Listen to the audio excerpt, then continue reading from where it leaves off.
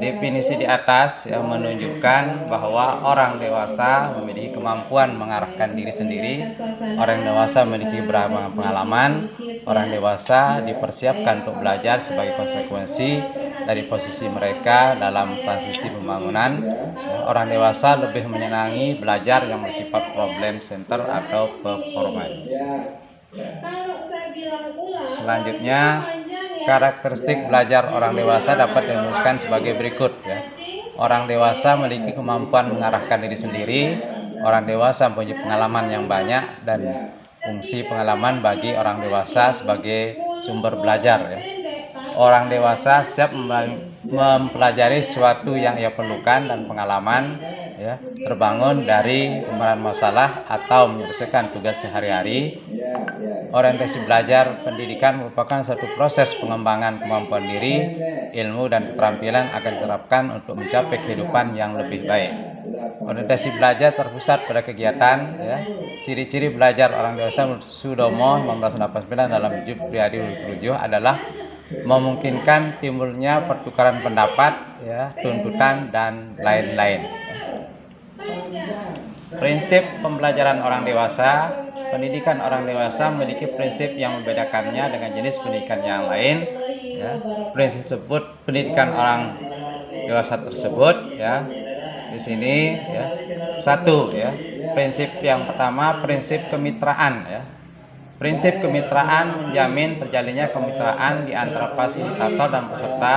Dengan demikian peserta tidak diperlakukan sebagai siswa, tapi sebagai mitra belajar, sehingga hubungan yang mereka bangun bukanlah hubungan yang bersifat memerintah, tapi hubungan yang bersifat membantu, yaitu mengajar akan berusaha semaksimal mungkin untuk membantu proses belajar peserta pelatihan. Prinsip yang kedua, prinsip pengalaman nyata.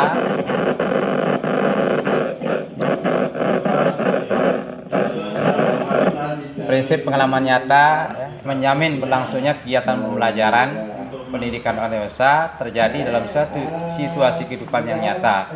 Kegiatan pendidikan dewasa tidak berlangsung di kelas atau situasi. Ya. Yang ketiga, prinsip kebersamaan. Ya. Prinsip kebersamaan menuntut digunakannya kelompok dalam kegiatan pembelajaran pendidikan orang dewasa untuk menjamin adanya interaksi yang maksimal di antara peserta dengan difasilitasi fasilitator. Ya. Yang keempat, prinsip partisipasi. Ya, prinsip partisipasi adalah untuk mendorong keterlibatan peserta secara maksimal ya, dalam kegiatan pembelajaran orang dewasa dengan fasilitas dari peserta. Dalam kegiatan pembelajaran pendidikan orang dewasa, semua peserta harus terlibat atau mengambil bagian secara aktif dari seluruh proses pembelajaran ya, mulai dari perencanaan, pelaksanaan dan evaluasi pembelajaran. Profil Pancasila ini seperti apa, Bu? Itu. Atau lakukannya jika... Yang keenam, prinsip kesinambungan. Prinsip yang menjamin adanya kesinambungan dari materi yang dipelajari sekarang dengan materi yang telah dipelajari di masa yang lalu. Dan dengan demikian materi yang akan dipelajari waktu yang akan datang dengan prinsip maka akan terwujud konsep pendidikan seumur hidup dalam pendidikan orang dewasa. Yang ketujuh ya, prinsip manfaat. Prinsip manfaat menjamin bahwa apa yang dipelajari dalam pendidikan orang dewasa adalah sesuai dengan kebutuhan yang dirasakan oleh peserta. Orang dewasa akan siap untuk belajar manakala dia menyadari adanya kebutuhan ya. Baik ya, terima kasih, itu yang saya sampaikan ya. Mudah-mudahan bisa dipahami. Kalau belum dipahami mungkin silakan siapa yang bertanya kaitannya dengan materi yang saya sampaikan tadi. Poin-poinnya yang mana harus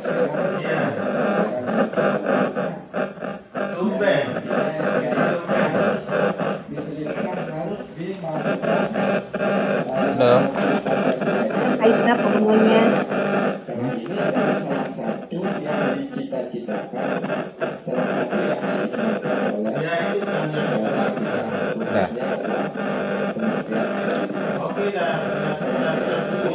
Mungkin ada kesalahan ya. Anunya nih, ini komputernya gangguan? Ya, tumben tetap. Silakan Pak. Siapa yang bertanya? Bu Wiwin. Nah. Pembawa acara ini. Yang berbeda itu membuat kita menjadi Ya. Bismillahirrahmanirrahim. Assalamualaikum warahmatullahi wabarakatuh. Waalaikumsalam warahmatullahi wabarakatuh. Maaf Pak Instruktur, tadi lupa dihidupkan mic-nya. Oh iya, tidak apa-apa. Ya. Baik ya. Prinsip-prinsip pembelajaran orang dewasa yang mungkin secara singkat saja ya. Yang pertama itu prinsip kemitraan ya. Yang kedua prinsip pengalaman nyata ya. Yang ketiga prinsip kebersamaan, yang keempat prinsip partisipasi ya.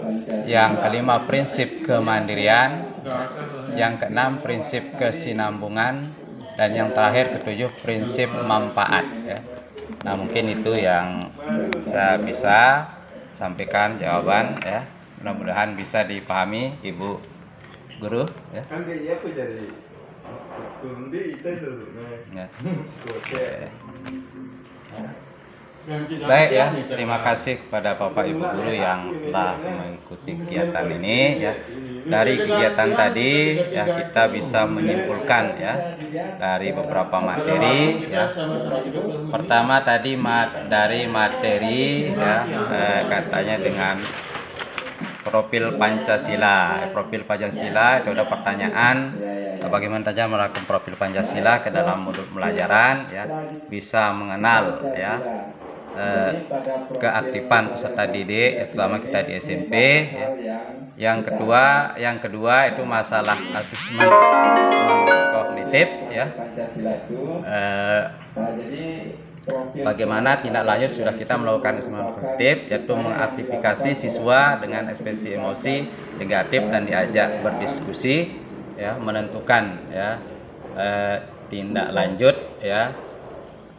Yang ketiga dari Ibu Ois itu katanya dengan konsep capaian pembelajaran ya. Ada pertanyaan dari Pak Budi tadi, apa yang menjadi latar belakang adanya konsep capaian pembelajaran ya, yaitu pertama untuk membangun pelajar Indonesia ya yang bertanggung jawab ya, terus tentang Pancasila ya, teacher center ke student center ya. Yang terakhir yang saya sampaikan sendiri ya, itu prinsip pembelajaran orang dewasa. Nah, dari sana ada prinsip-prinsipnya yang mungkin sudah saya jelaskan tadi itu ya. Baik, itu tadi kegiatan ya kita hari ini ya. Baiklah ya, mungkin karena ini sudah disampaikan semuanya ya. Kita tutup aja kegiatan kita ini ya. Mudah-mudahan bisa berkah ya, dan bisa menjadi pembelajaran kita, membantu bagi kita ya. Baiklah kegiatan ini kita tutup dengan ucapan alhamdulillah ya.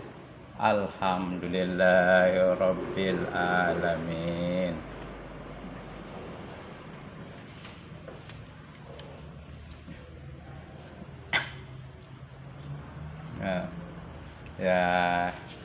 Ya sama-sama kurang lebihnya. Mohon maaf.